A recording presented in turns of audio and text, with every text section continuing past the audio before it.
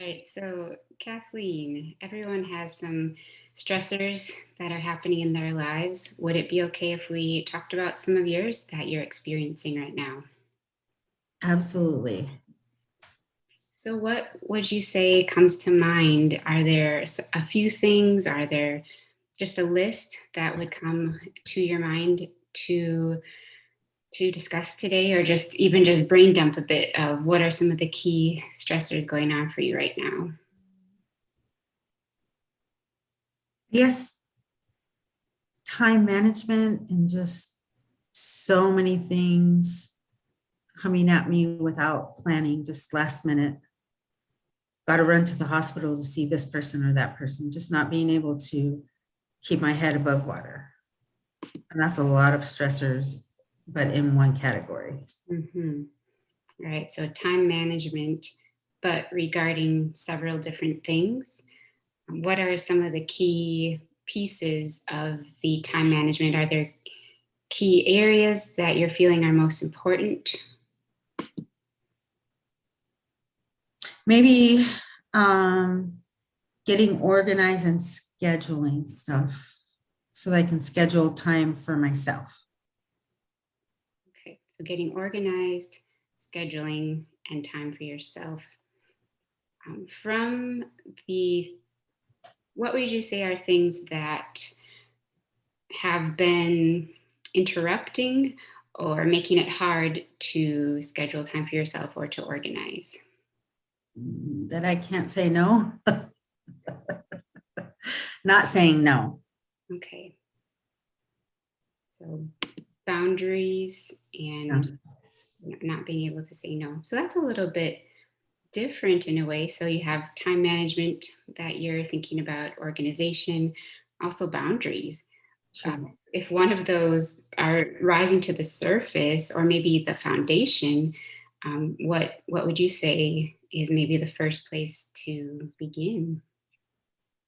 Probably the boundaries, because if I organize and schedule and time management, my boundaries are consistently blowing those up.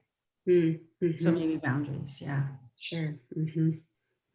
Okay, so boundaries, starting there is then a key ripple effect to making it easier to have management of your time and organization. Absolutely. So, what would you say in order to reach this goal? What do you need to change? I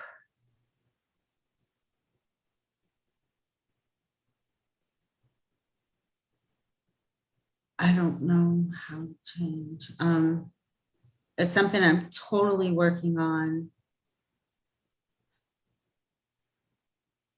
Okay, so one thing, if you were to imagine yourself making a boundary, just a situation in your life right now, like what comes to your mind when you imagine? Is it a certain person you're talking to? Is it a situation? What might be one that you could picture?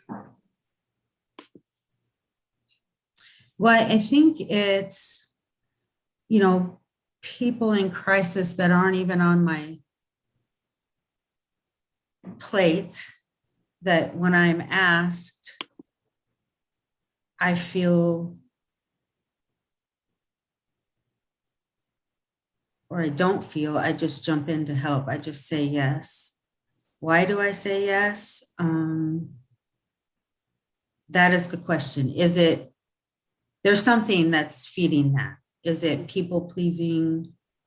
Is it Kathleen's the only one to save everybody? You know what I mean? I'm the, if I don't do it, no one else will. There's something in there Mm, that I'm trying to learn. okay. So a situation that you find yourself in frequently is you see a need or you hear a need and you automatically want to say, maybe not even if you're asked, but you want to jump in and help fix it. Absolutely. That, yes, 100%. Okay. And what would you say to this statement? A boundary is not just what is not okay, but what is okay. Like how does that resonate with you? So boundary keeps out what's not okay and keeps in what is okay. Mm-hmm. Am I understanding Yeah. that? Yeah. Mm-hmm. Do you picture that when you're thinking of your boundaries? Not really. Mm. Pretty, off the cuff, really trying to stop answering with that kind of trauma, Mm-hmm. acting out of that broken person and maybe trying to take on others' pain or feeling like that's my role in life. I'm the person that, picks up the loose ends or the dump. Mm. Right. So a boundary could be a little scary because this is a part of who you've been in a way. Like you said, you are the person who shows up, who helps fix. But you've also seen that that can be taken away from your own health, and that maybe you haven't kept a place of boundary for yourself to be helped and to be taking care of what you need as well. Absolutely. So the organized schedule is affected by my running around, picking up everybody's fire. So I'm not living my full life. It's really affected by this inability to say no. So if you look forward and you picture saying no to someone, or even if someone didn't ask, but you hear of a situation and you automatically have that desire, but you have been working and saying, well, I want to be more mindful of what I say yes to. What would that look like for you? Like when you picture yourself setting that boundary, how does that make you feel? So real quick, we are at 11 o'clock. If you guys are okay with hanging out for another 10 minutes, we'll maybe wrap this up in 3 or 4 and then debrief with the rest of the time. Okay, thanks. Amanda, you said, what's it look like if I was able to say no? Yeah.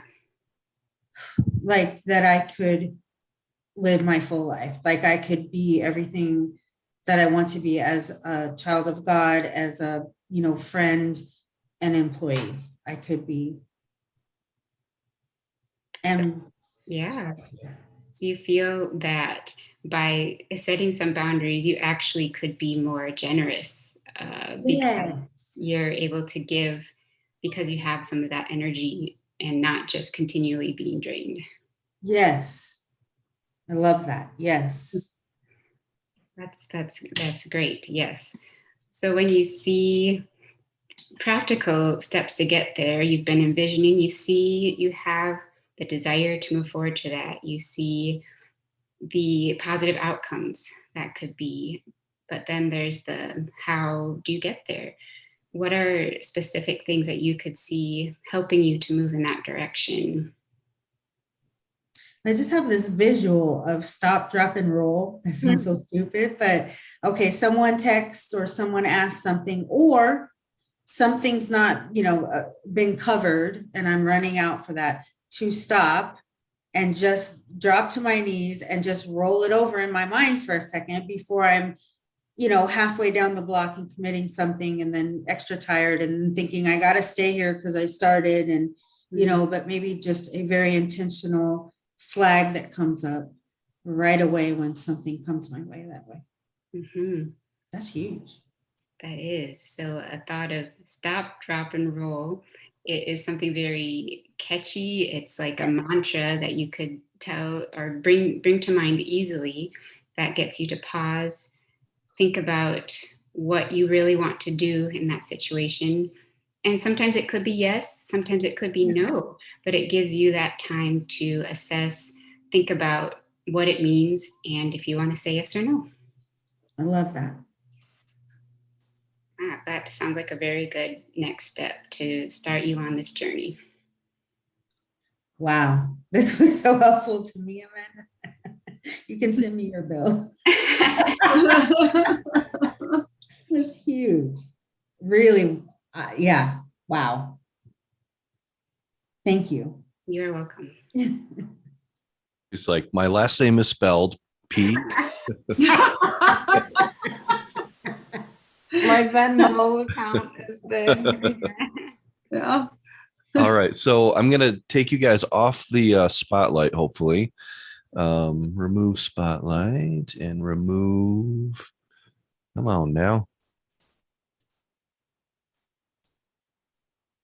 Interesting. Oh, there we go. Oh, there you are. Huh. I'm not getting a, there we go. Yeah. Might just be on speaker view. I'm not sure. So hopefully that will. Let's see if it's on speaker Yeah, view. yeah, there we go. No, Thank it's you. It's you mode. You're the great and powerful Oz, and me. I am. Yeah, you are. Yes, you are the focus one. But you came Weird. up there, Liz, when you talked. Oh, maybe when you self speaker. are you on right now as the focus person? No. It's you. Now you are. Okay. Yeah, I think it's on speaker It's a mode. speaker. Okay, cool. Okay. So yeah, let's start with what went well. What are some things you saw that went well? Well, I really liked her stop, drop, and roll. Mm-hmm. I think that was huge. I have a friend that told me something very similar: stop, think, and act. Mm-hmm. Same kind of principle. And I think, yeah, just that whole stop a minute, think about this instead of just doing it. Yeah, and I like that came from Kathleen, Mhm. right? So she's way more likely to use it. What else was good? From the beginning of getting the list, and it took a while to get to boundaries, but realizing that was the main one that had the ripple effect. And so this method was really good. It got to the heart fast, the way they did it. Yeah, I thought that was good, right? Because you could be working on something that's maybe surface level. If this thing is going to Time management, it seems like, let's talk about time management principles. That's easy. People sell lots of books on these things, but if the heart of it is that I'm saying I can't say no, that's a different issue. Yep. So very good at eliciting from her what her thoughts were about what the real issue is, rather than kind of what's the standard advice people would get. Yeah, good. Yeah. Amanda did great there. I imagine that I would have taken time management or organization and just started to go down that path, but she was patient, and I want to go back over those questions because she had me mesmerized. I was just in her palm, so I want to go see what she'd used on me, but it was awesome. Good job. Very cool. Were you going to say something else, Liz? I had two other good things that that I saw. That Amanda did a great reflection when they were talking about her lack of boundaries. I just saw some excellent reflecting. And then I love the hypothetical of definition of a boundary of keeping good things in it. It was a way of naturally teaching what a boundary is, and just asking for a hypothetical, which means like a safer way to respond to a question, because we're just philosophizing here. Yep. Yes, Instead of, why do you have a hard time keeping bad things out and letting good things in? It's the opposite of that kind of attack. There was also. Oh, go ahead, Kathleen. No, I talked already. You go ahead. Oh, there was I can't remember what the question was right now, but there was a point at which Amanda asked a question, and Kathleen started talking about how she didn't feel like she could be fully herself and couldn't really do what God intended. And that was like ding, ding, ding, like gold. That was really solid change talk, because she really talked about reasons and a need for that.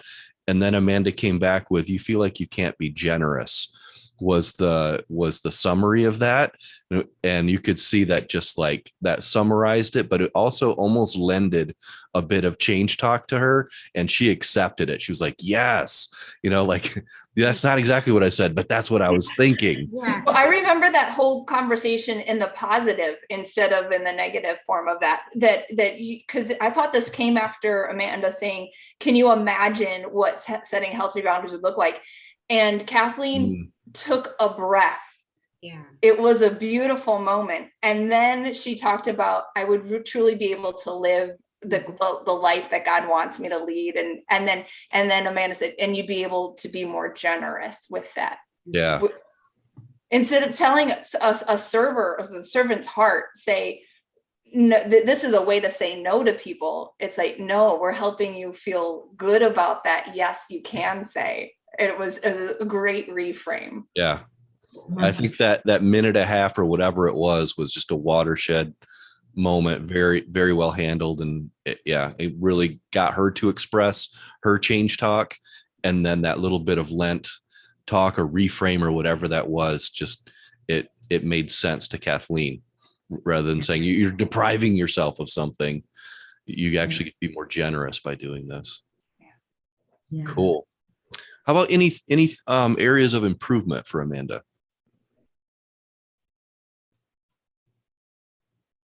Mhm.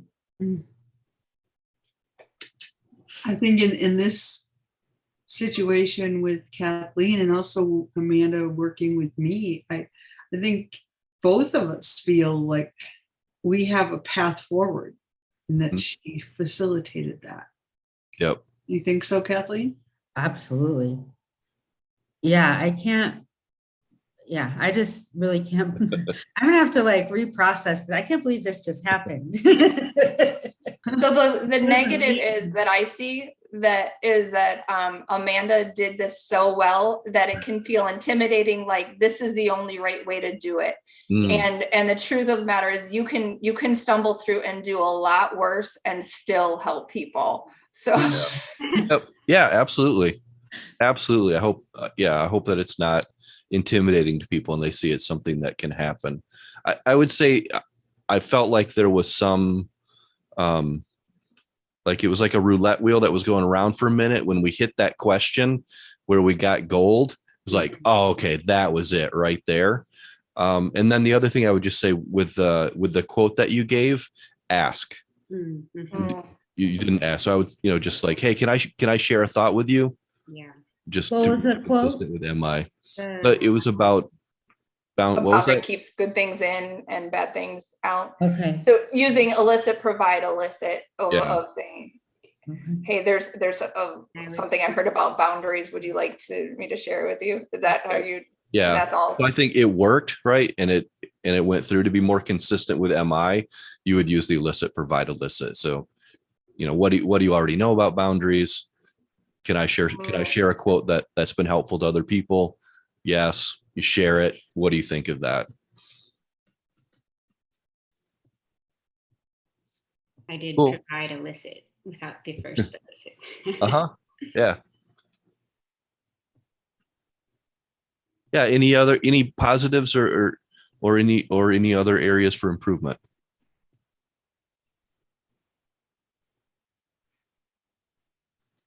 If not, that was great. I'm so glad that you guys were here. I learn a lot when I do this, and it's cool. It's really cool to be able to watch other people do it too. I take a lot from that. So I'm glad you guys were here, and I hope you got some benefit from it. And I hope that what happened today will help you guys personally, and also help in conversations that you have with people in your ministries and your lives and all that stuff. So, and thanks for staying a little bit extra. Appreciate it. Thanks for you staying extra. Yeah. Thanks, you guys. I hope to see you next month. Nice to meet you, Kathleen. God bless Nice you. to meet you. I've got some after class work to do, right, Kathleen? Yeah, we both do. Yes. Okay. All right. Thanks, guys. Bye, Amanda. Bye. Thank you. All right, guys. We'll see you later. See ya.